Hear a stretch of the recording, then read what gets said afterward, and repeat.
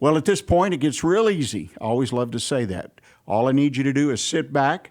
I encourage you, grab a pad and pencil and get ready to take notes as we talk about everything business right here on the Weekly Business Hour. And I'm super excited to start off the new year, plus my first time back in 3 or 4 months. We've got Keith Okano. He is the founder and with Closing Strong. Keith, welcome to the show. Thank you, Rick. I want to start off, though. I want you to tell people who you are. Keith, you've got a wonderful background.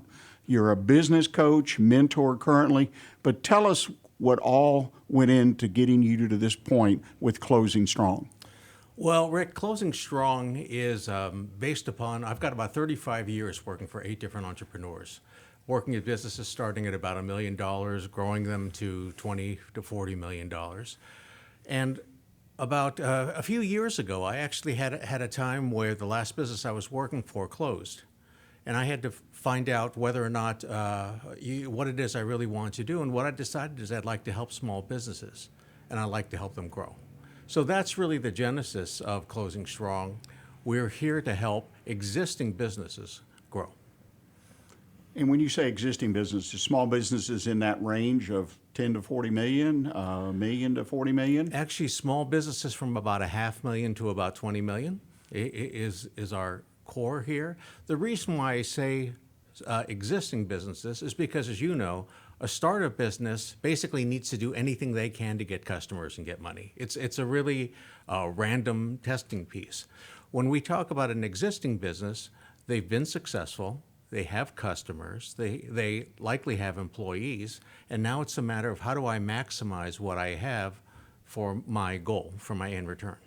Yeah, you make a great point, because once you have it up and where you can sustain yourself more or less, I personally agree with you 100%. That's kind of the critical, really critical, if you had to choose, period, in the growth of a business, is to put it all to work in the most efficient, effective manner. Absolutely. It's very interesting. Well, you have been deeply involved, from my perspective, in developing this concept of the personal purpose process. You've actually written a book with a good friend of ours, mutual friend, Monty Pendleton. Tell us about the book and what precipitated you to write that book. Well, in a quick story, when I was trying to figure out what I was going to do next after my last job, I was driving my son to college and for his first year and doing the usual dad stuff, saying, you've got to find out what things give you energy. You've got to, it's not so important what your degree is in as much as you learn how to learn. And of course, he was ignoring me like 18-year-olds do on the drive. But on the way back, I started thinking that nobody really ever said that to me. Different time, different place. And so I talked to Monty, our friend, and he introduced me to the personal purpose process. And after going through the process, I had great clarity about what I wanted to do, what I was trying to accomplish. And my output from the personal purpose process is what caused me to start my coaching business a few years ago. That's interesting. I've personally dealt with the personal purpose process through Monty, like you. In fact, when I first joined our organization, the Silver Fox Advisors, about roughly 15 years ago, I guess now, 12, 15 years ago, I attended a seminar where he spoke to over 100 people and went through some of the basics of that. And I, like you, I sat there and I said, wow, this is really, really, as they would say, good stuff. I mean, it connected some dots for me, quite frankly. Right, and what was clarifying for me is as I was trying to figure out what I was going to do next, I had great clarity into what I did, what I could do, and what people would pay me a lot of money to do. But I threw all that aside in the personal purpose process and said, what do I want to do? Because I don't just want to keep doing things that are not fulfilling for me, regardless of what they're paying me, and then suddenly hit some age where I declare myself to be retired and have no idea what to do next. Yeah, you make a wonderful point there, because putting purpose into what we do, which is something in my practice in One Best Consultant as the Silver Fox, I try to introduce that to clients. Sometimes it's hard. I don't know, do you find it hard sometimes to get them to sit still? I do. and go through the process? I do. In fact, I'm like you. I know a lot of times we get called in for strategic planning, right? And they'll come in and say, I want to create a vision for my company because I read a book that told me I have to. I want to come up with a strategy because it makes sense that I don't want to work year to year. And so they'll talk about their ideas, and I'll ask them, why? Because I think as business owners, when we start our businesses, we're all excited about something we want to achieve. But as our businesses start to succeed, it becomes more about employees, benefits, payroll, sales, adding a new customer, and we get so caught up in the transactions that we forget what we were trying to do in the first place. And so the personal purpose isn't really inventing anything, but helping remind you as to what you were trying to accomplish in the first place and make sure you end up where you want to end up. You know, keeping your eye on the ball, if you will. Exactly. It's difficult. You're exactly right. As someone who started, built and sold, or bought, built and sold several businesses, you're exactly right. You're watching all the transactional things. I like that word used in that context of the day-to-day execution, and not looking at, okay, where I really want to go. And this sounds a little bit selfish. It's about where I, as the owner, want to go. Right. It's accepting that. Look, here's one of the things that's wonderful about entrepreneurs in the United States.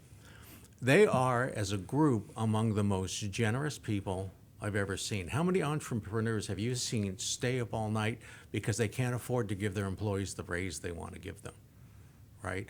Or adding some new benefit, or add free lunches, or worried about the annual Christmas party, when they may be barely making enough money to keep the business afloat, right? So it becomes a matter of saying, if you don't take care of the business first, you can't take care of employees.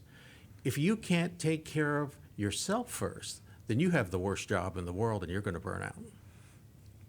No, that's you make an excellent point, and your examples. I've been there and done that, making payroll, things like that. You do. You stay up all night or lose sleep. You stay focused. You look for better ways to do it. And it's just a constant challenge. Even after you build the business, then you're trying to develop employees, but it's always focused on what I'll call the day-to-day of getting to the next day. Even if you're being successful, even if you've got money in the bank, you're still grinding through the transactional. And I found it difficult for myself initially, but when I'm working with people to get them to step out and focus on themselves, or, there's an expression I'm searching for, focus on the business, but, step away and do your planning, even planning. Right. Which is more of a transactional thing, and I'm going to talk about a little bit later in this program, but on marketing for the new year. But it's hard to get people to do that.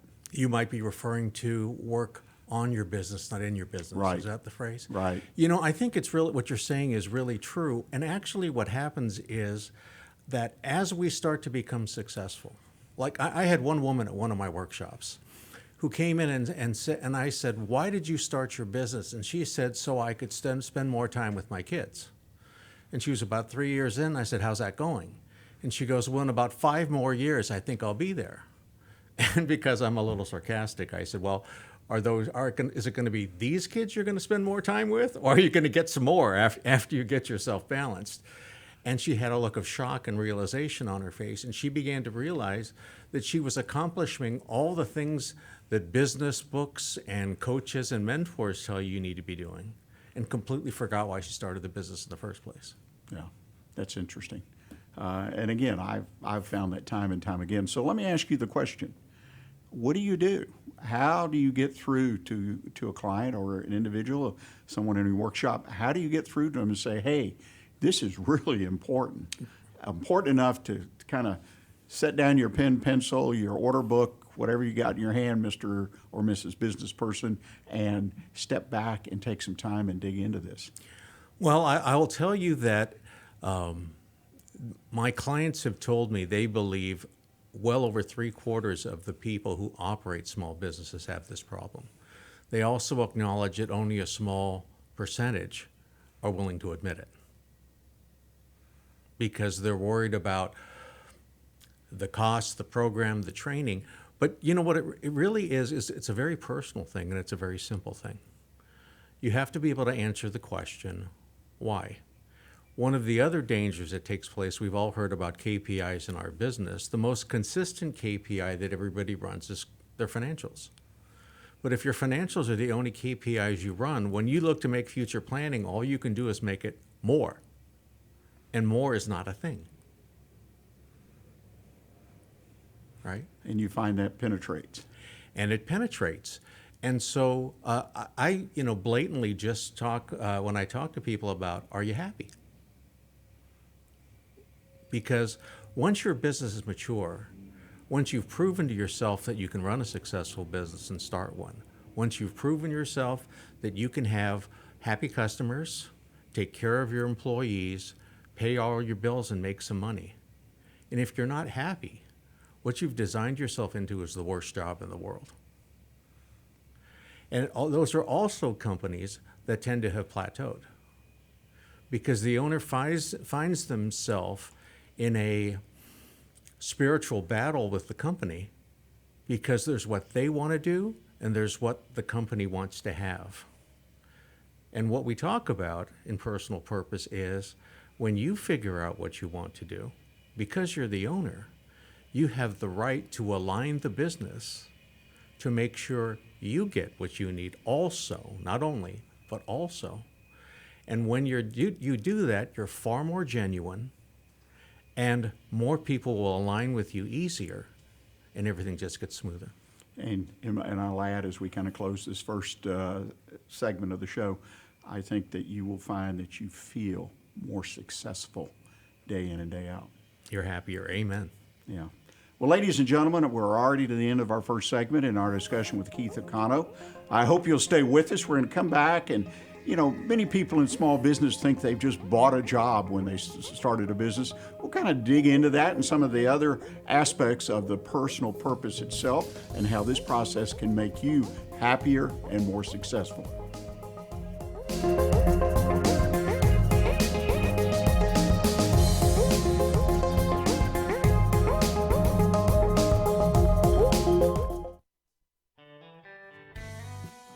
Lone Star Community Radio is Montgomery County's radio station with talk, music, weather, and traffic for Montgomery County. Have a question or comment about one of our shows? Want to know how to reach a host? Just contact the station at irlonestar.com or call in and leave a message at 936-647-3776. Get involved with your community with Lone Star Community Radio. Second Saturday Divorce Workshop provides unbiased information to help you understand your options and move forward with your life. This divorce workshop is for you if you are contemplating divorce, in the process of divorce, already filed for divorce, or post-divorce. You will explore the emotional, legal, and financial aspects of divorce from professionals who have guided others through divorce. For more information on this divorce workshop, contact SecondSaturdayWoodlands.com or call 832-375-0900. It's all about business on the weekly business hour every Monday at 11 a.m. on Lone Star Community Radio.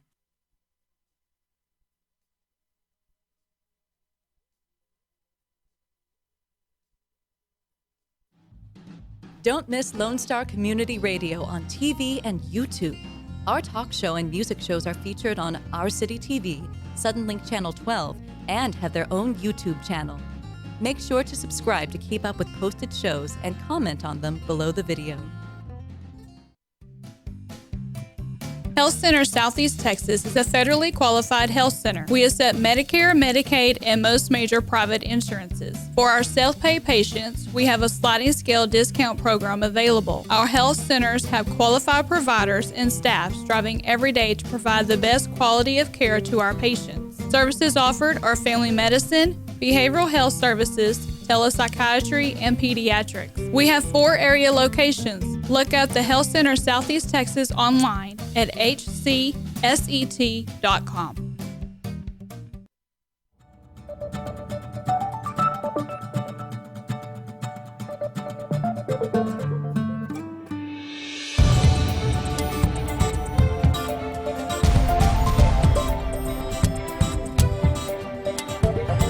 Welcome back. You're listening to the Weekly Business Hour, and we're having what I consider a great conversation with our good friend Keith Okano, founder of Closing Strong. He's a business coach and mentor. And with a mutual friend of ours, Monty Pendleton, Keith has written a book, Personal Purpose Process. I'll get it out. Personal Purpose Process, the 3 Ps.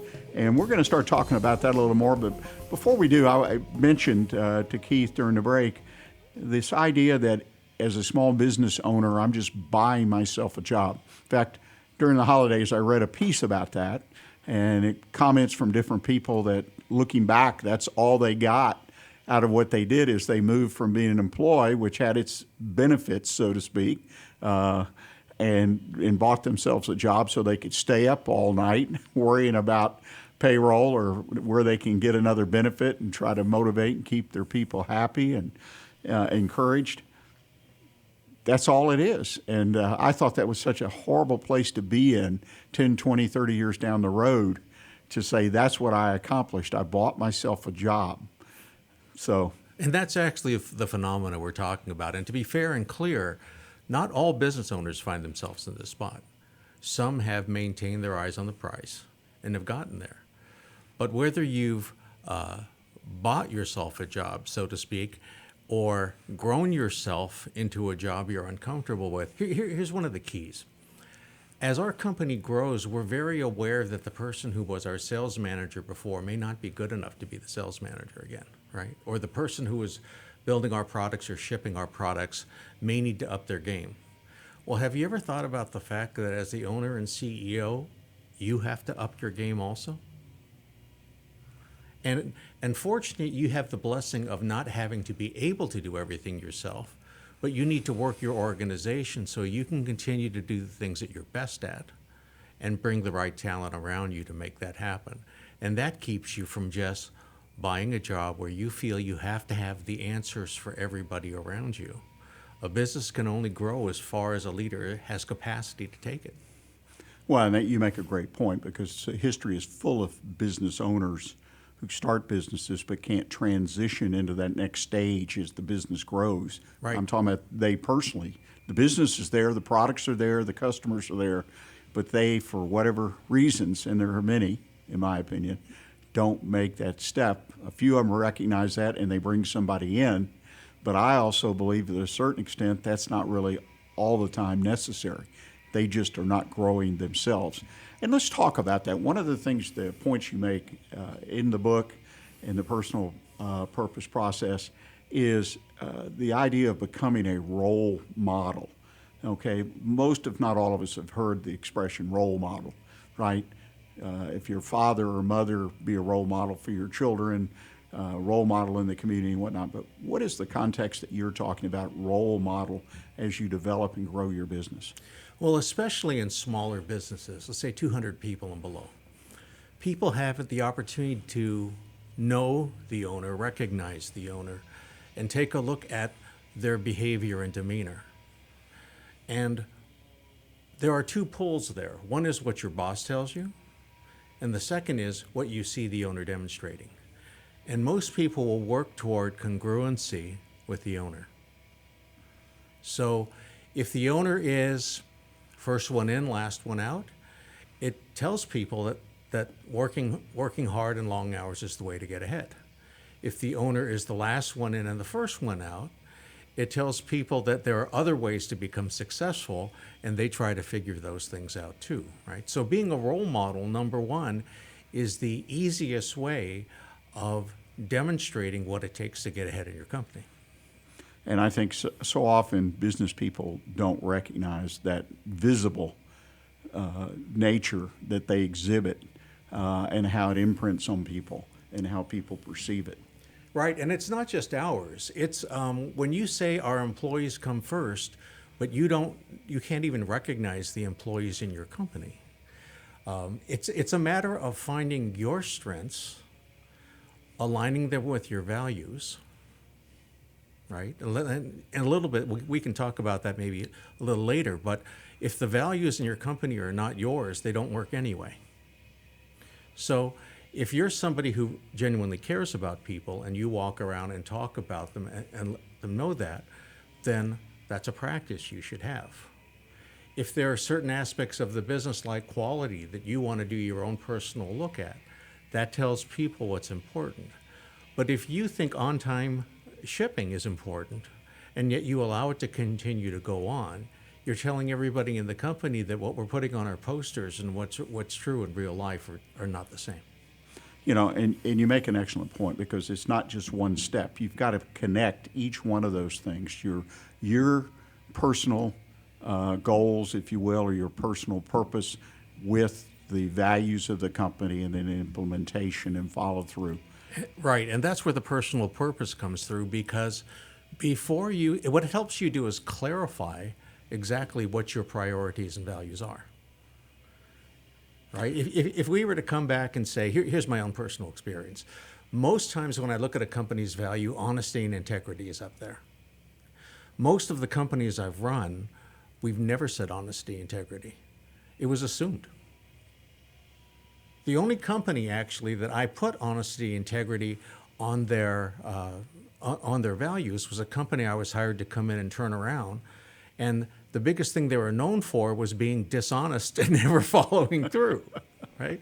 So values, it's kind of interesting, because to some point they're a little bit things you hope to become someday, but it has to be realistic in the first place. If you can't be it to a large degree right now today, then it's not really worth putting up there, because you're describing some company that doesn't actually exist.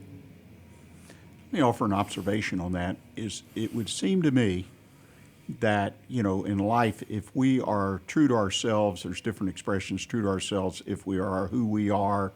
In other words, and in this case, we take our values, what our purpose is, that is truly us, and I'm speaking as an owner of a business, and then translate that, so to speak, down into the company. It's a lot easier for me to live every day, because I'm doing, and my business is aligned with what I think.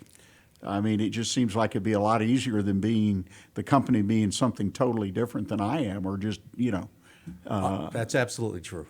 One of my clients has a value that I love. It says, it's never make a customer wait or wonder. Okay, I like it. And that implements itself in a lot of ways through the company, and you'll see it in the way everybody's handled. It's a manufacturing company, and when I've come in to visit in the lobby, I've seen craftsmen. I've seen workers just stop and ask who I am and who I can be helped, just in case I might happen to be a customer. When I'm walking around the plant, people will stop and ask me if I would like to know what they're doing. Right? Not what am I doing, but what they're doing. So there's a whole host type atmosphere. There's a whole communication type atmosphere that's already built in. Now, if that was something the owner had read in a magazine, then that would be much harder. But this is really the spirit of the man who owns the company. And what he's done is, rather than hire people who don't believe this and try to train them into being it, he hired people who believe it in the first place. And so that part of his values in his company structure, he doesn't have to have any rules for. People already know what to do. Yeah. And, you know, isn't it a wonderful feeling to walk into a business, any business, and you get a sense as a customer or a consultant or a vendor or someone from the outside that this is a well-run company. Yes. And you walk through the company you just described, and I guarantee you that if we went and looked at the financials and the other KPIs and things, we're going to find a well-run company. Am I right? Yes, absolutely. And it also depends on what you mean by a well-run company. You were just talking about the point when someone has a business who's growing. And I've spoken to clients, I'm sure you have too, that said, okay, well, I want to go national. Say, okay, but then comes that question. Why? Because today you can walk around your shop, you can put your hands on everything, you can touch and see all those things. There's a nonprofit I work at that's a prison ministry, or that I volunteer for, and they have the same issues. Well, let's go national. Why? Because it's a good thing to do. Okay, it's a good thing to do, but today the way you're structured is to allow a handful of people to have very, very strong control through local observation. If you go national, you can't work that way anymore. So sometimes you have to make a decision as to what makes you happy. Do you really want to be the guy in the closet that the only thing they see are reports? which is what a CEO does. The only thing you talk about are financials, are acquisitions, or mergers, are development of new products. But there are people who really get excited by getting their hands on with a customer. That's someone who should consider, as you've said, maybe bringing somebody else in, or if they don't want to turn over that control, maybe they should learn how to be happy with who they are and understanding where they are as a product of their decisions. We've got just a little bit of time, a minute or so. One of the things that I have found is kind of extend that idea out when I'm talking to somebody, particularly if they're thinking about going into business, but even if they are in business and they express the unhappiness, or you get to that point where it comes out, is this the kind of business that you really want to be in? In other words, if I'm a guy that likes working in the closet, use your example, reading reports, what am I doing with a public relations oriented? Where a lot of customers got a counter, where people come in and buy things, whatever. And I see that happen. It's the product or the idea, the process of the business. And they say, well, that's great. My buddy's making a lot of money doing that, and I'm going to go do that. Absolutely. And especially tradespeople like plumbers, electricians, they say, well, I'm going to go in business for myself. But they really, really don't like the business side of it, of keeping track of things, billing, collecting, all the things, going to the bank, so on and so forth. And it's a dead end for them. And those are a lot of the people that you and I get calls from.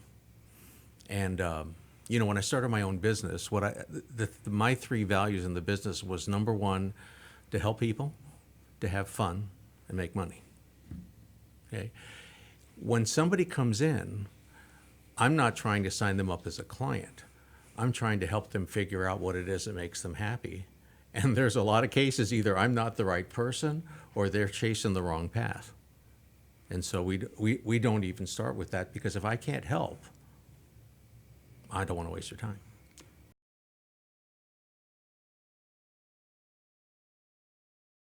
Well, ladies and gentlemen, this is the second part of a discussion with our good friend Keith Okano.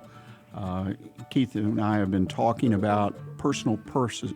There, boy, I just stumble. I've got to get that, Keith. It's like I have a mouthful of marbles. Personal purpose process. That is a process that's been around for some time. And Keith, along with our mutual friend Monty Pendleton, have actually written a book. You can see it on your screen. It walks you through this process. It's a wonderful concept. I feel you just need to go through this process if you're going, or you do own a business. You need to determine what your personal needs are and your direction, so that you can build a business around those needs and causes and things that are important to you and your family. Well, Keith, last time we talked quite a bit about personal purpose, mainly about role models and things like that, and the relationship between the owner of the business and the importance of connecting those two, really building a bond, so that we're not just in the transaction business, as you and I discussed, taking care of the day-to-day business and losing track of what our ultimate goals were for the business from our personal perspective. One of the things that is important part of your process, I believe, and you talk about it in the book, and there are a lot of questions as people work through the actual process, because it's like a workbook, the book itself, is talking about the impact and the importance of bringing God into this process. So let's talk about that today. Oh, absolutely. Personal purpose is actually a biblical concept. We have a God who's our creator. He tells us in Psalms that we're each uniquely made. And he tells us in Jeremiah in 29 that he's created a specific and unique purpose for each one of us. Therefore, if we're living life on a transactional level, just doing what everybody else has done, then we're not fulfilling the purpose God created us here for. And that's really what your personal purpose is. Well, and if you stop and back up in what you just said, I mean, it is the reason that we're here. Yes. And the fact that we're talking about business, which is only one aspect of life, but this concept applies to everything we do or supposed to do our entire life, every minute, every second, really ties back. And that, to me, is how powerful this personal purpose really is. Well, it absolutely is. And that's why in personal purpose, we talk through we break up life into 8 different facets, and we talk about the entire person, right? The other thing that happens is sometimes we will get so caught up in life that we forget how to live out the reason we were here in the first place. Look, I tell people this. We all come out of a standardized education. We then go to college, or some of us are lucky enough to go to college, where we get to pick from one of the degrees they offer. We graduate from college and we get to pick from job descriptions somebody else has written for a specific purpose, and then we start working. Some of us will start a business along that same line. And now what we're looking at is bigger house, more income, maybe greater tithing. All those things are great, but as we've used that word transactional before, suddenly we're caught in life and we've completely forgotten about our purpose. And that's where that unhappiness comes from. That's where that hole comes from inside you. And I find with the people who own businesses that I talk to, what our basic practice is, let's find what you were made to be. Let's identify that. Let's create a strategy that gets you there. And then, as you just said so well, the business is just one part of your life. Now let's align the business and the other part of your lives to help you achieve your purpose. And now you're finding people who better align with you, better believe in the way you want work done, better believe in the way you view your clients and service and quality and everything in your business. And that will allow you to be fulfilled to do what you want to do. And now we just need to figure out how to make more money doing that. And that's a much easier exercise than trying to figure out how to make a business bigger, whatever that means. You know, the concept of finding people being employees, and I always throw vendors in there as well, who are aligned with us. I mean, as a business person, I can understand, well, I hire a body to fulfill a job description, job responsibilities, whatever you want to have, and you typically have a list, or most people do, and this is what you're supposed to do. Whether it's, pick the widget up and take it over here, or go out and sell X amount, whatever it might be, or in the office, and they stop there, Right. Literally, Right. and say, well, I've got great processes, great procedures. I've got a notebook over here, or I got a file on the computer. I've got HR down. Even if I might not have an HR person, I've got it outsourced, and it's all working. But you're hiring people who potentially just don't align with you. Talk a little bit about that and why that's detrimental. Well, it's because we all talk about an empowered organization, right? Where we want people to make decisions for us. So I mentioned earlier today about the client who had a business that said the customer should never wait or wonder. Well, he had one of the people on his staff who became aware of a customer problem, and 2 days later we realized that he had not followed up with the customer. That's a clear violation, right? Well, we sat and talked to the employee, and what he said was, no, I know what the customer wants, so I've been working really, really hard to come up with the answer they want so that I can give it to them faster than the week or so it would take to give to them. 2 people are following the same rule, but it's clear he's out of alignment with the nature of that rule. What that rule is saying is, as soon as you're working with a client, pick up the phone, call them, and at least let them know that you're working on it, right? There's a point where somebody's psyche is not in alignment with the customer, so there are certain jobs they might have within the company, but certainly a leadership or communication job is not something they're good at because they just don't think the same way the other folks in the company do. If you want an empowered company, you want people who think the right way and then coach and train them around getting better results. And I think people need to hear this or understand this. Not necessarily that individual, in, say, your example, right or wrong, they just weren't aligned. They may not fit with your company. They might fit somewhere else. But so people don't need to be very defensive or get defensive about, well, that person's just wrong, just wrong about this, and they're not really fit to work anywhere. And that's not necessarily the case. We're looking for people that fit our personal purpose and align with what we've said as the owner of the company and the values, the vision statement. Well, absolutely. And if you even take a look, go back to Scripture again, David was a great leader, but he was one type of leader, right? He was a man of might and of military. That's why God wouldn't let him build his temple. Right? And he had Solomon, a man who was given to great wisdom, right? We have Abraham, who was a great man of faith, right? We have all kinds of leaders. We have Peter, who was creative and impulsive. We have Paul, who was studious and a teacher. Each one of us are created uniquely, even though we may have all the same beliefs.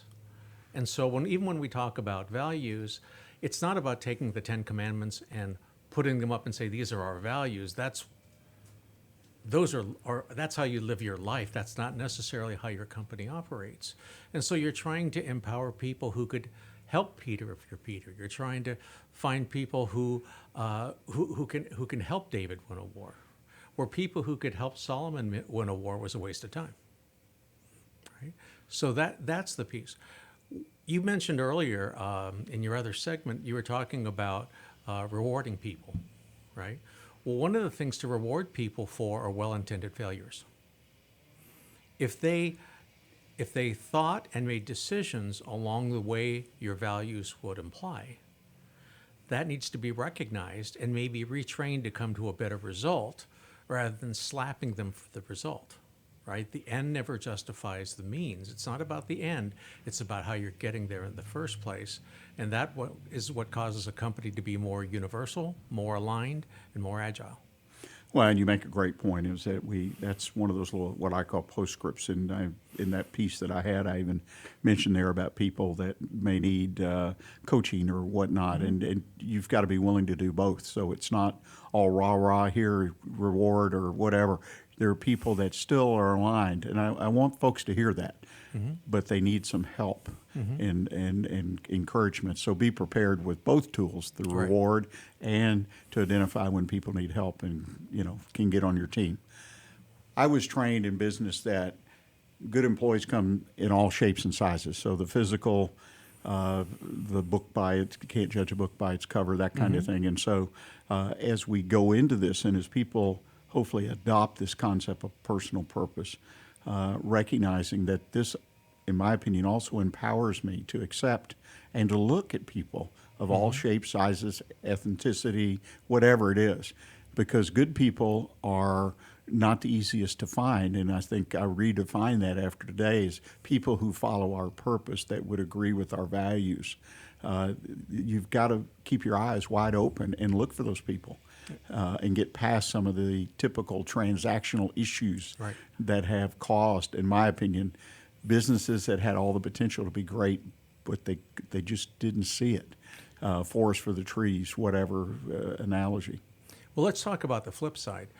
I can think of a couple of clients that I'm working with where they have a couple of people who are clearly misaligned and, in fact, almost anti their values and their purpose. What do you think these people have in common? You're talking about the two people that are misaligned? Right. Oh, boy. I have no clue. They're exceptionally talented. Right? They have a skill set. They have an exceptional skill set.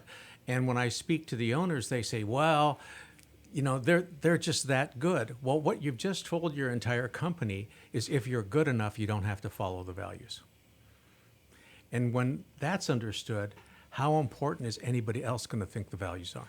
Right. They're going to think there's always another way to get ahead. If I'm good enough, I don't have to align.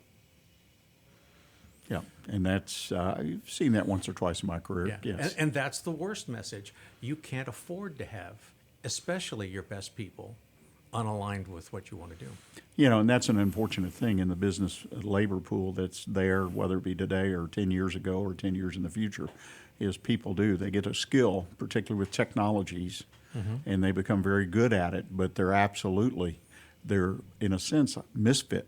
They don't fit, and they have that skill as kind of a hammer over the employer. Right. It just, it's so disruptive. And when the owner says, why can't I grow past this point, or why can't I energize people, there's a reason. Or why didn't we get production out today?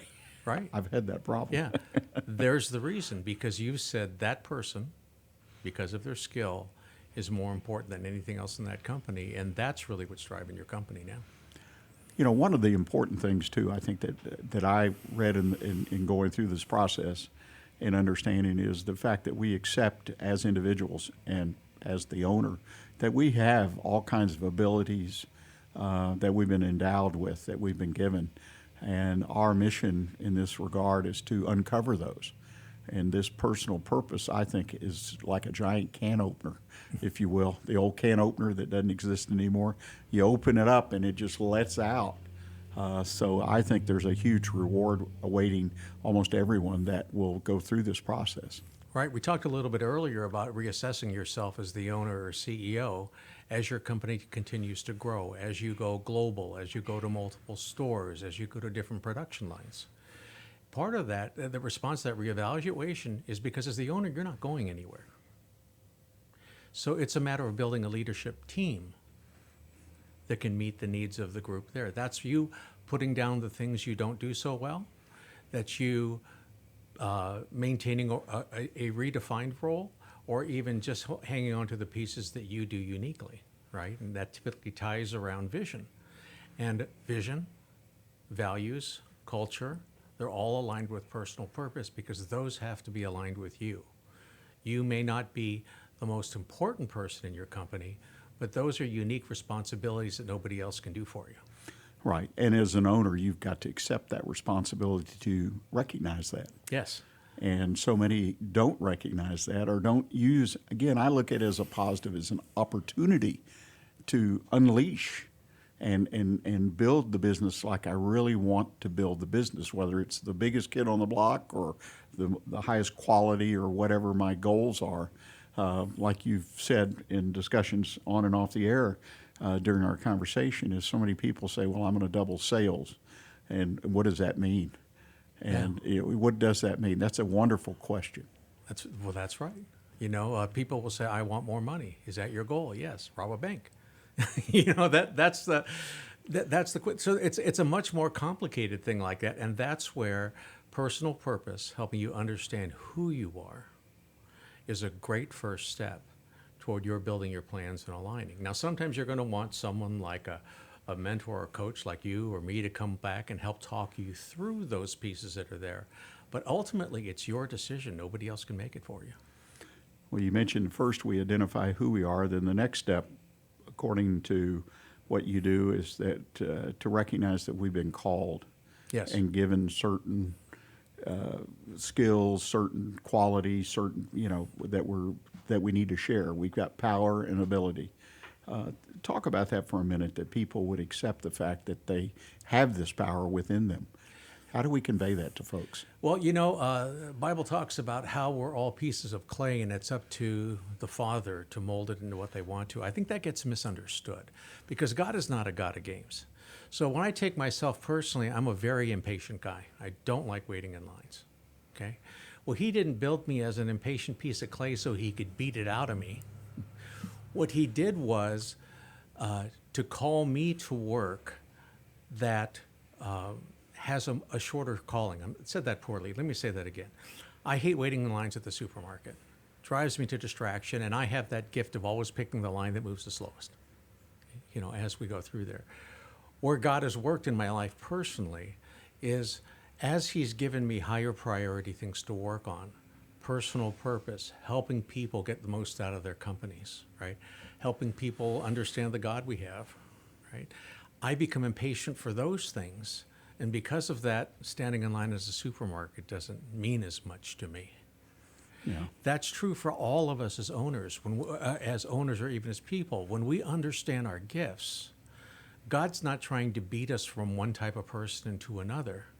He's trying to help us grow so that we can use our gifts in the most positive way possible for him.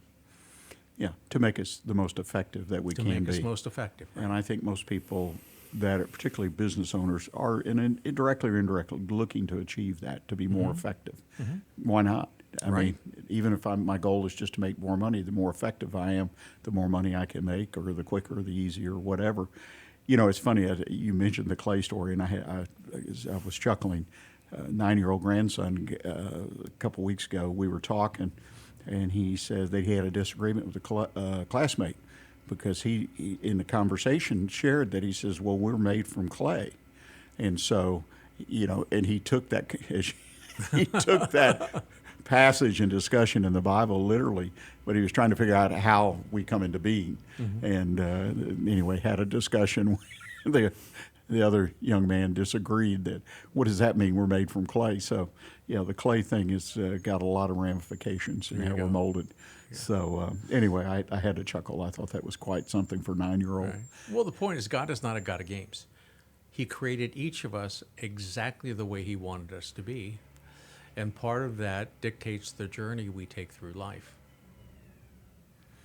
Right? Our experiences. It's why we don't all see things the same way, and it's why we can give testimony to the entire world. Right. Makes sense. And the third issue you touch on is whom we will model it. That is a goal in establishing the personal purpose, how we model it. Talk about that for a moment if you can. So, quick backtracking a little bit. In personal purpose, we talk about the priorities we have and how we feel called to express those things in our lives, pretty much what we've been talking about. But an element of that is not just how I will express it, but who we will express it to. Because if I have something I want to express, if I'm talking to the public, talking to my employees, talking to my neighbors, my coworkers, my children, it takes a different approach. Just like you were talking about with your grandson and in the clay. It takes a different approach. Some things are very role model-ish, like we've talked about, but the way you role model qualities to your coworkers is different from how you role model them to your children. I find myself that sometimes persistence is what I use in the workplace, right? Quiet persistence. I find with my own kids that I'll sit back and have a deeper conversation, more direct conversation with them about that same thing. So as we go through personal purpose, you're going to identify your unique priorities. You're going to identify how you choose to express them and who you express them to. And we tie those things together into what we call the personal purpose statement, which basically says, here's what I believe, here's who I'm going to communicate them to. And that gives you a standard, a rule of your own making, a theme of your own making to take a look at, guiding you in your decision making, in your times of temptations, in your times of tiredness, and in your times of excitement when you want to do something that's completely off plan. Sounds like a personal vision statement is what it is very much like a personal vision statement. Where am I going? And it answers that question we talked about before, why? Because, and so that entire personal purpose statement not only says, here's my vision, it says, here's why it's my vision. There's a basis for it. Right. That's, I don't want anyone who's listening to think, hey, you've got to be a deep thinker, a scholar, with a lot of education to get through this. It is really, I guess my way of saying it, maybe it's a simple process, but it is a process. 1, 2, 3, 4. The steps, it is easy to understand, isn't it? It's a very simple process. It's not necessarily easy because we're looking for honesty from yourself, right? So an example is I've worked with a couple of Christian men through here, and when they're looking at their facets of life and they're prioritizing them, their number 1 is spiritual, number 2 is their family, and their number 3 is work. Why? Because that's what Christian men are supposed to say, right? But then when we get a little bit further and say, how are you going to express these things? Who are you going to express them to? And what are you going to do to express them? They're completely flummoxed by what they're going to do, for example, for their family. And that's when, as a coach, I'll step in and say, well, maybe you ought to think about that, because if it really was one of your priorities, you would know some things, because we're always thinking about our priorities. It may not be your priority today, and maybe that's part of what you want to change. Right? So there, you have to be truthful with yourself, and you have to be a little bit selfish. Like, it's a great word, like you've said before. This is about me. And a lot of times, and this is why we created the worksheets in each one of the books, people don't want anybody else to see what they've written because they're being very true. But that's truth. Well, and I think you really have, if you will, old expression, hit the nail on the head. It's and I went through this process, as we discussed earlier, in my career as a coach and whatnot, through Monty Pendleton, who presented it to the Silver Fox Group that member of, and the honesty, the truthfulness. And the fact is, you write down, for example, the three things you mentioned, then you're always doubling back, which the process it allows for that, and giving you a chance really to dig inside yourself, regardless of education or what your background is. Anybody can do that. That's correct. That part as saying is the easy is not maybe easy admitting things honestly and truthfully, but the fact is you can do it. Right. It's really more of an organizer than anything else. Yeah. It's not going to ask you anything more profound than what you think today. So, Well, it makes a lot of sense. Well, ladies and gentlemen, we're to the end of this segment, part 2 of the personal purpose statement and how you can integrate it in your own lives and in the lives of your business. We're going to take a break now. Be back with the rest of the show in just a moment. And next week, we will have part 3. Where we'll talk about the 4 steps that guide you in defining your own personal purpose. So please make plans to tune in or to watch. This segment will be available, of course, as a video podcast on social media, YouTube, Facebook, websites for One Best Consult, the radio station here at irlonestar.com. So please take a look at it. And again, if you have questions, Keith, if somebody wants to reach out and talk to you directly or contact you, what's the best way for them to do that? Email is probably the best way to do that. My company name is Closing Strong. They can reach me at keith@closingstrong.com. And you also, I want to give a opportunity for anyone here in the greater Houston area. You have a workshop that will help people walk through this process. Give us some detail on that. Well, the Personal Purpose Workshop is going to be held on January 22nd. It's a Wednesday from 9 a.m. to 12 p.m. And we're going to work through the entire process that's there. And anybody who comes to the workshop will get a free copy of the book also. They can register for the for the workshop at my website, www.closingstrong.com. Well, and I would encourage people that 3 hours, definitely walk you through this process. If you need a little assistance and guidance, well worth the time, and really a small price for admission. Wonderful deal. So we're going to leave it there, and we'll be back next week to conclude our conversation about the personal process. And we'll say it, personal purpose process. Boy, I still stumble over that. I've really it's a wonderful tool, and I encourage you to participate and listen in next week. Thanks so much.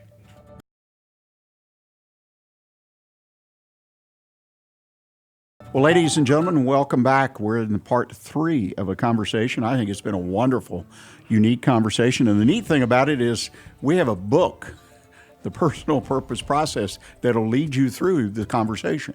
So we've got a conversation. It's available on video, podcast. You get a copy of the book at Amazon.com. Again, that's Personal Purpose Process, written by our guest, Mr. Keith Okano, along with our mutual friend, Monty Pendleton. Keith is the founder of Closing Strong, website closingstrong.com. Well, Keith, we're to our final segment, kind of give some practical information, and it's in the book as well, about how to implement the process. But one more time, I want to convey to people, because I've had some folks that have indicated to me that this may be a little confusing. We talked last time, I mentioned about this seems like an academic kind of exercise, too tough for me to take on. But the bottom line is the importance of this as aligning my own personal purpose with that of my business as a business owner or business manager. I want to make sure that I'm in the right place and I'm doing the right thing. So talk about that one more time so people hopefully will find a comfort level so they can be challenged to do this. Okay, great. Actually, let me start by making the point that this is not a business book only. This book is for individuals. So the context is that I'm successful in what I'm doing. I've got a good job meeting my financial goals. I'm married, I have kids, I have 2 cars.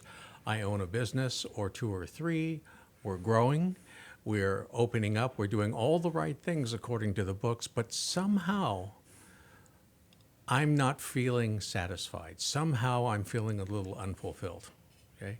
The common trait we're addressing here is that somehow your purpose, the mission that you were uniquely made for, the purpose that you were uniquely created and only you can fulfill on this planet, is not being fulfilled. So you're successful in life, but not successful in purpose. This is not an academic thing. This is a very personal thing. And so through the process, we actually do it in 4 steps. Number 1, we ask you, we use a process to help you identify the priorities you have of the 8 different facets of life. These are things like career, finance, friends, spirituality, service, and just what priority they make in your life. There's no right or wrong answers. These are your answers. Okay. Also keep in mind that number 8 doesn't mean you don't care about it. It just means it's the 8th of the things that are here to help you answer for yourself. Based on those priorities, we then ask you to come back and say, great, now, if I let you do anything you wanted to, if you let yourself do anything you wanted to express each one of these things, how would you like to express it? And to who?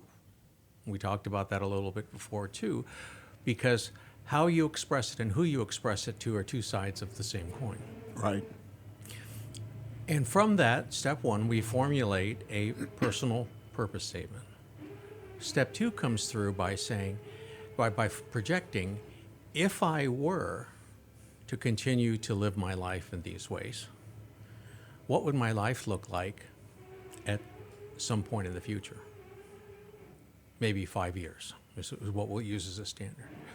And when you do that, and this tends to be, in my mind, the most difficult part of this whole thing, because we don't often give ourselves the freedom to say, if I behave the way I want to behave, the way I'm built to behave, what will my life look like? Because we feel trapped by all the responsibilities and things we think we have.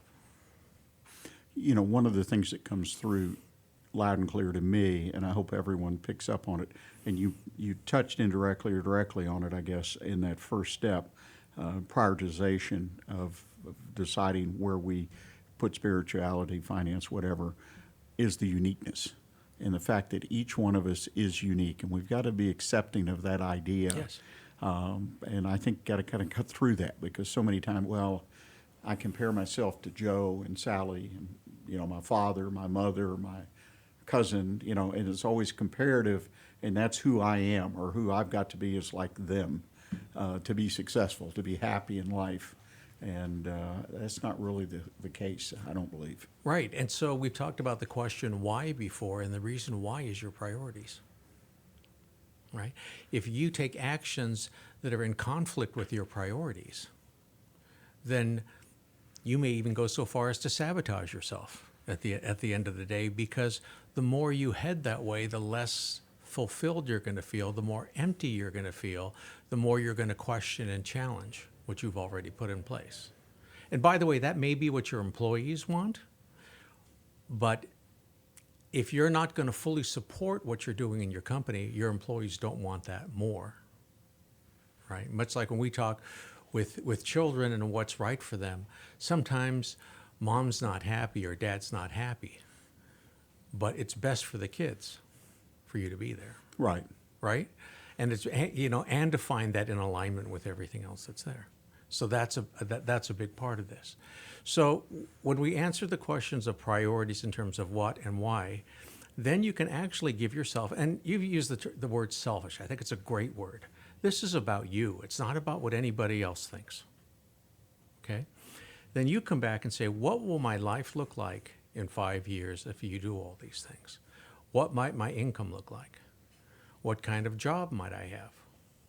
Right? Because especially as business owners, one of the things we have access to is Forbes magazine, Inc. magazine, roundtables, coaches, books that all tell us what it is we're supposed to want. But that book may not have been written for you. And I think that's also what leads to things like that we've seen, like when we looked at Good to Great, and we know that 5 of those Good to Great companies don't exist anymore, right? When we looked at, what was the Tom Peters book, In Search of Excellence, right? And half of those companies don't exist anymore. It's because they were purposeful, they had a time, but along the way they lost their purpose. And suddenly we're just running transactionally again, and it's hard to get people excited about transactions. Yeah, again, and folks listening, we're small businesses, right? We're directing this, but you can be one of those companies in search of excellence that has thousands of employees and lose your purpose. So this is a powerful concept. Right. Well, the principles are the same. Right. Okay. So when you take a look at, so if you're looking at public companies, one of the supreme advantages I think small companies have about public companies is they can be purposeful. I mean, no matter what a public company says, they're all about their stock price. They can't be about anything else. That's how they're built and designed. So they're yanked around by their stock price. So answering questions of purpose to, and I won't name any companies, but to a multiple billion-dollar company with millions of shareholders, the only thing anybody cares about is share price. But America was built on small business. Small businesses can give back to the community.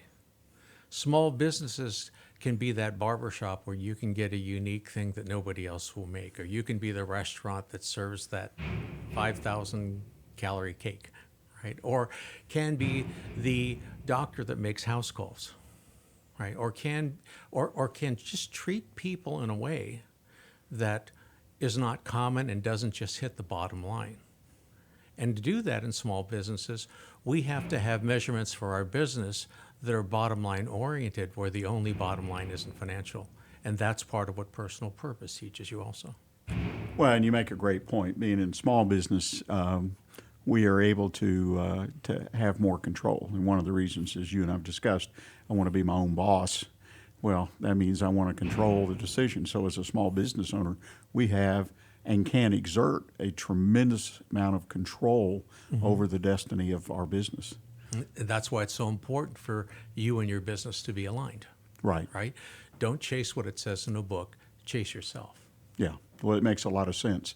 And so many people are chasing, like you say, more sales, more this, that. They really, in my opinion, define it down. They dumb it down by doing this kind of thing. So in the third portion of personal purpose, you create that personal vision like we were just talking about, what your life will look like in 5 years. And we state it because a goal unstated is only a wish. Right? That's why one of our subtitles for the book is Hope is not a plan. And without a plan, there's no hope. So we actually define a vision and goals to meet that vision. And then the last step is, what am I going to do right now to take that first step to get to my 5-year plan? And the reason why we do that last is because it's not always direct. If you're somebody who works a job right now that you're unhappy with, or there's a product line as a business owner that you're not happy with and you want to dump it, it may not be practical for you to do that today. But now you can take steps in awareness that you're going to earn yourself the right or the ability to do that someday. Right? You may want to hire 100 more employees and not have the financial means today. But now that that's your goal, you can understand where and how to invest money in your company to make it a place not only where you have the ability to hire 100 people, but where 100 more people want to come work for you. Right. And I think by having your purpose defined, it also will bring the joy and the happiness of achieving a goal such as that.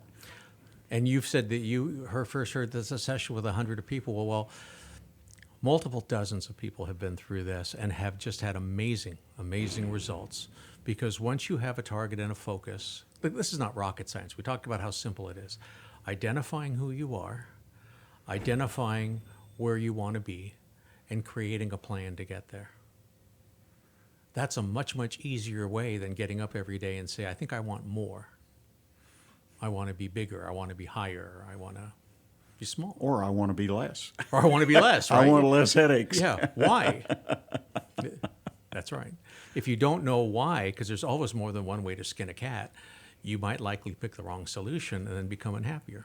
Right. And you make the same mistake in a way over and over and Yes, over sir. by making the wrong adjustments in what you're doing. Very interesting. You mentioned the 5-year plan. You've got 5 years, so you're basically saying that I'm going to prepare this plan the way I understand it. Tell me if I'm right. For 5 years, like a business plan or a marketing plan or whatever. And I'm going to, my old expression, thumbtack it on the wall. You can kind of tell how old I am by that. Thumbtacks on the wall. And in 5 years, hopefully I will have achieved a vast majority of what I've shown. So that means on a regular basis, though, right? Daily, weekly, hourly, whatever, I need to be referring to something. What kind of, I mean, from 0 to 5 years, 60 months, that's a long time. Right. How do I stay on track? Well, let me give you my example. Okay, when I remember, I came out of the small business world, was running about a $25 million company, and when I stepped back and said, what is it I want to do now? And I expressed my 5-year goals. One of those things was taking my wife on vacation twice a year. Okay, at that time I didn't take vacations every year. One of those was for my college-age son and my daughter, who was just graduating college, was to say I want to have lunch with them once a month. Neither of them live in Houston, where I live now. I said that I wanted to make a certain income. I said that I wanted to, I said I wanted to write a book. Okay, that would meet other needs. And I'm sharing some principles, but if somebody wants to send me a note, I'll be happy to send you the whole sheet that was there. So I took a look at that and I said, what do I have to do? So when I took a look at everything that was there and looked at the freedoms I wanted to have, after my poor wife waiting all the time for me being a recovering workaholic, right? What it made me look at was to say, well, there's nobody who's going to pay me the compensation I need to make for the time I'm willing to spend to put my family first as an easy piece here, okay? And so because of that, I said, then I better be my own company owner. And then working through that, it's what's told me, I talked about the 3 values of my company: help people have fun and make money. Those were also expressed in my 5-year plan, both in terms of where I wanted my outcomes to be. And so that determined what kind of business I created. And like I said at the end, now all I had to do was figure out how to build the business to get there. And that was 3 years ago, maybe a little over 3.5 years ago. I can tell you that I'm halfway to my financial goal. I can tell you that I have my own business. I've had dozens of happy customers coming through here. And I've had the opportunity to spread the gospel of personal purpose, which fulfills me, helps other people, and it's a lot of fun. How could that be bad? So all 3 of the major things, right? On track, right? And taking a step at a time. Now, the other thing I'll do is every year or two, I'll come back and go through personal purpose and fine-tune it for myself, so it becomes like a rolling 5 years. And at this point, my 5-year goal is now a 2-year goal. It's been a little bit modified as certain things have worked out certain ways. But knowing where I'm headed and knowing how much time I have to get there are the elements I need to create a plan. And so it gives everyday purpose. Any tools you use on a daily or monthly basis or annual basis to keep you focused on that 5-year? Or do you just read it every day when you get up? I spend a lot of time in the Word to remind me, right, what it's ultimately really all about. I've done a few things. Well, my wife, for example, loves to sit and talk and have a cup of coffee with me in the morning. Okay, I'm an early riser. My wife is a late riser. But I've made sure, and this wasn't in the original plan, but leading toward my wife feeling the recognition and the love that I have for her, at least 3 days a week, I make my schedule so I have the time to sit and to take her a cup of coffee in the morning and sit in bed with her, right? Little things along the way, and when I build those little practical things, I find it easier to take the next step behind that. Yeah, it makes a lot of sense. And I'm a person of small pieces, put the puzzle together, if you will, 5 years, selecting and following through on those kind of pieces, like Right. your schedule for a mid-morning coffee. Sounds Right. like So I think that's important for people to hear. Again, this is a simple process. It's easy to get through, but yet not easy. It's mainly about truth Yes. for you. Yes. It's selfish because it's about you, and that's okay. But the idea that, again, and I'm back to my can opener example, I see that big can of Del Monte mixed fruit that when I was a kid was a real treat, and that mechanical can opener, and just letting all of that out, and the idea that people can open this up and really make themselves so much more successful, however they define that, and happier. It's funny, I read, what was the 4-hour work week, was that the Yes. title, I think? And so the focus was on, okay, how can I work less and achieve the same or perhaps Right. more? I think that's misdirected. I do too. I hated the book, actually. I found it to be a non-constructive, selfish book. Yeah. Right. It's all about me.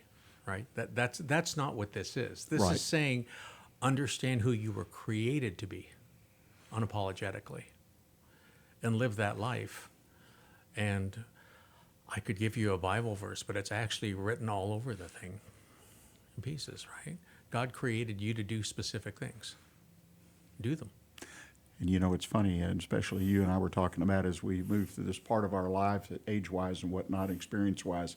I talk to so many people, particularly men, that have reached this point in their life, age-wise, career-wise, whatever, and they're kind of lost. What do I do? Well, they really need to go through personal purpose, Yes. and go through the process, and it will help give them direction on where they connect. I mean, I had a conversation just this past week where somebody asked, well, you could volunteer your time, you could do this, you could do that. I have a great friend, in fact, the individual, Jerry C., that brought me into the Silver Foxes, and the way he defined it is I work 40 hours a week.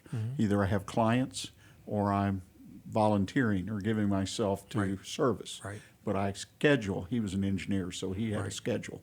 And I thought it was a wonderful tool at the time to set that as a goal, to stay engaged, and it was important. But he also was delivering on the idea that I was put here for a purpose, and this is my way of making sure that I put myself out there. Yeah, we have to get our retirement age out of our heads. There's another great Right. book by a gentleman named Bob Buford called Halftime.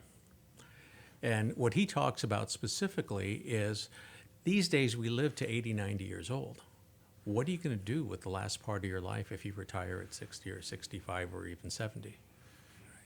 And he points out things like Colonel Sanders never made chicken until he was 65. Grandma Moses never painted a painting until she was 90, right? Abraham was never sent on a trip until he was 90. We don't retire in our lives. We're citizens of the world. And just another way I would say what your friend Jerry said is, we're born here to serve others. Sometimes we serve others through our job. And sometimes we can get so caught up in our transactional parts of our job that we completely lose how we're here to serve others. And so that's why I think so many people struggle at retirement or near retirement, or even, and I've been in that position, a 50-plus-year-old who is now not considered a prime candidate anymore, Right. right? Well, if I'm doing what I'm supposed to be doing, a lot of that goes away.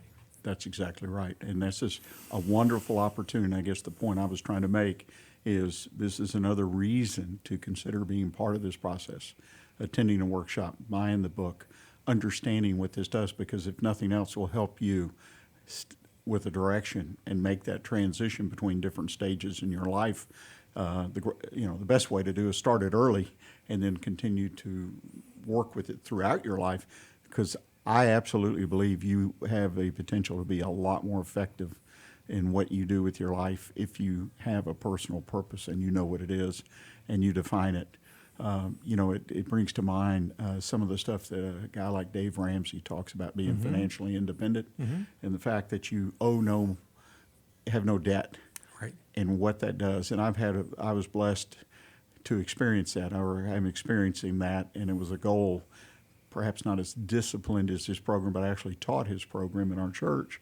But the point is that it frees you up to do what you really were meant to be doing. Right. And you know what that is. That's right. So you don't sit there and look at the TV every day or rock on the front porch and say, what could I be doing? You know? Right, absolutely. And you know, you and I were talking offline about the importance of experience and wisdom and where that comes from. Well, the longer you work on your purpose, the more you're building experience and wisdom in the things that will sustain you your entire life, Yeah. right? Yeah. If you break up your life into transactional and purpose, you're going to spend more time building things that may make you money, but may not feed your contentment at the same time. Well, Keith, I can't thank you enough for sharing your wisdom, your experience, and the personal purpose process. I want to be sure that people are aware of the book, Personal Purpose Process. Very simple. I haven't made it so when I stumble on the name. But you can go to Amazon at the very least and purchase the book / workbook, work through it yourself. Or you can contact Keith. Tell us about that, Keith, the contact information. Contact information is keith@closingstrong.com. And then you have a workshop in the Houston area coming up. Share that with us again, Wednesday, please. January 22nd, 9 a.m. to noon in Sugar Land. And the information for that is on my website, www.closingstrong.com. Well, ladies and gentlemen, thank you. I hope you had the opportunity to hear all 3 of the segments relating to personal purpose. It's a very helpful concept. It's almost one of those things I believe that you have to do, particularly if you want to be successful in what you do in your own life as well as your own business. So, again, if you have not heard all 3 segments, they're available. They're recorded, videocast, podcast, and available on the website of the station at irlonestar.com. My website, the number 1, bestconsult.com, or on social media, Facebook, go look up the Weekly Business Hour and tune in and take a listen to the entire series. I think you will find it extremely helpful, and it has the ability to make a real difference in your business. And thank you very much. OneBestConsult.com, a community of small business owners where you as an owner can find answers to the most pressing business questions you have. Not sure who to turn to when you have a challenge in your business? Turn to the folks at OneBestConsult.com.